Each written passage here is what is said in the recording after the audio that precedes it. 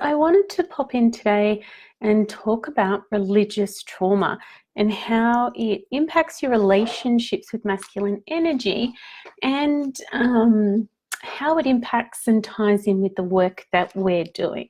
So to start with, when I'm talking about masculine energy, Law of Gender states that there are two main types of energy. So there's the masculine and the feminine. It's not related to biological genders. It's just two types of energy, right? And you'll probably notice that there'll be times where you feel either very focused, very determined, very on the path, very doing the thing, right?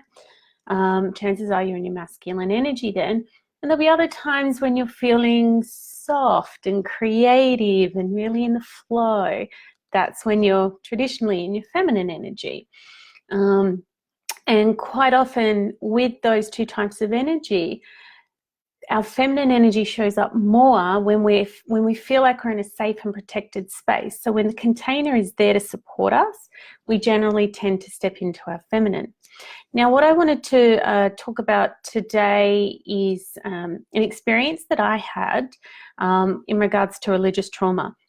Now, I know that this probably isn't actually going to relate necessarily to everyone from a religious trauma perspective, but for anyone who's had potential trauma with men, especially as a young age, it can also be an impact from there. So my experience with religious trauma, being bullied by a Catholic priest, plus some other trauma going up, created a space where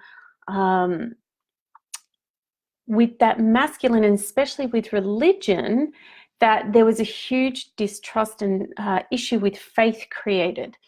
Now, having a loss of faith, especially around God, and this is from a religious perspective, can have quite a negative impact on your ability to connect with other areas of the masculine and other men in your life.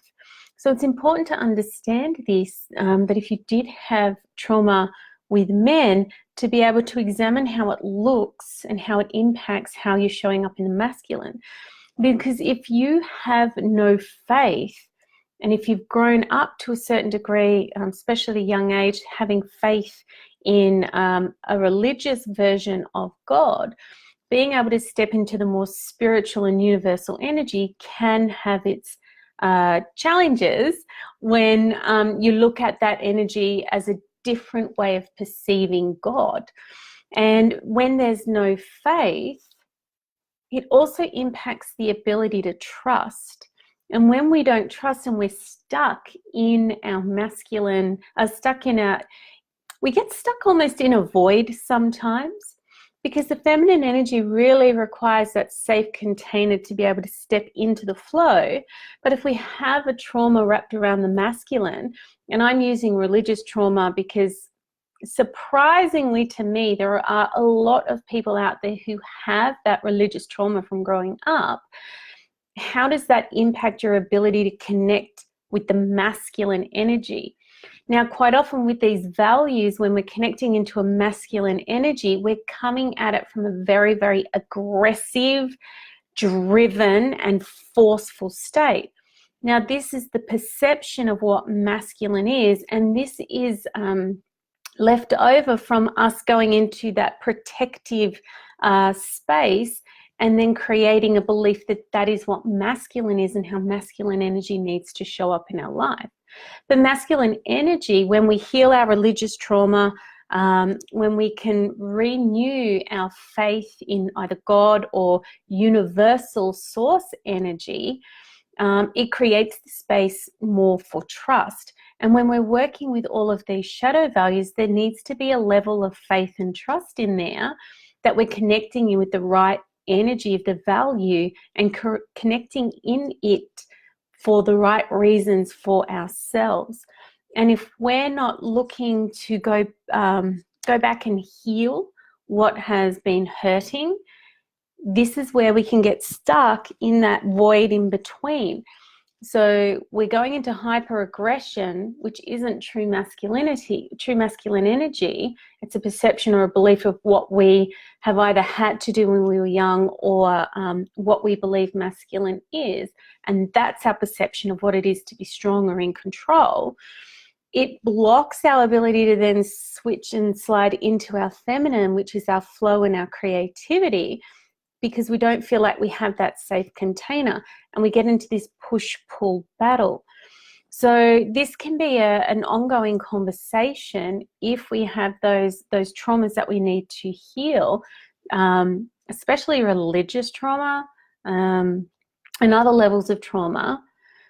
This is where we can build in faith and trust to further enable us to embody these shadow values and learn to love them. And then we can step in between both and not get caught in the void. So I'd really like your opinions on this, and what you think.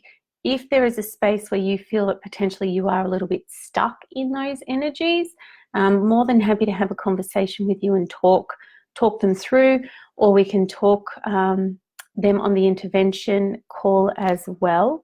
But I think reflection is a really good point now. And this isn't about you stepping back into the trauma and having to relive it. It's that disassociated space where you might go back and go, cool, growing up, the priest made me feel like this when he said that. Or, yeah, you know what, I used to really have faith, but something derailed that. Let me look at how I can reconnect in with a different experience of faith, and then allow the trust to flow, which then will allow the embodiment of these values to happen at a deeper level, and allow you to use both the masculine and the feminine energy from a much more pure and more powerful and more authentic space. So let me know what you think about this. Remember, any questions you have, please reach out. And I look forward to seeing you on a call very soon.